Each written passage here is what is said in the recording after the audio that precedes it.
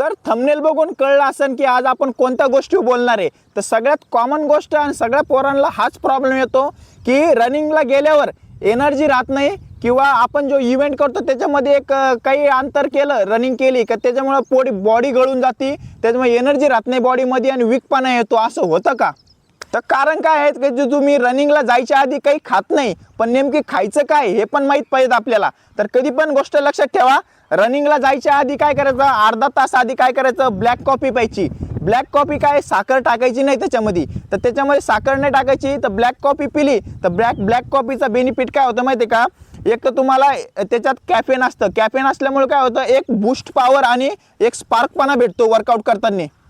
आणि दुसरी गोष्ट म्हणजे काय आहे, केळी खायची। केळी काय होती माहिती आहे, सगळ्यात मेन गोष्ट केळी हे पचायला सोपी असते, डायजेशन लवकर होतं आणि एनर्जी आपल्याला इन्स्टंट भेटते केळी खाल्ल्याने। त्याच्यामुळे काय करायचं, रनिंगला जायच्या आधी ब्लॅक कॉफी तर पिऊ आपण, त्याच्यानंतर लगेच एक केळी खायची। याने काय होतं, स्पार्कपणा आणि पोटामध्ये एनर्जी राहते आपल्या, त्याच्यामुळे आपण इव्हेंट करतो ना, इव्हेंट करताना आपल्याला दम लागत नाही किंवा वीकपणा वाटत नाही।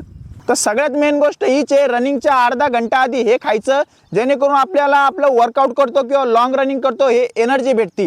तर ही गोष्ट लक्षात ठेवा। आणि अजून जर तुम्हाला काही प्रॉब्लेम असला किंवा रनिंगच्या नंतर झाल्यावर पण काय खायचं हे जर माहीत करायचं असलं तर तुम्ही कमेंट करा, कमेंटमध्ये केलं तर आपण नेक्स्ट व्हिडिओ आपण त्याचा बनवणार आहे। आणि हे तुम्ही नक्की ट्राय करा आणि 1 हफ्त्यानंतर रिझल्ट सांगा, तुमचा पहिला परफॉर्मन्स कसा होता आणि आधीचा आताचा परफॉर्मन्स कसा आहे तर हे सांगा। हे जर तुमचा इम्प्रूव्ह झाला तर कमेंटमध्ये यस नक्की टाईप करा। तर भेटू नेक्स्ट व्हिडिओला, बाय।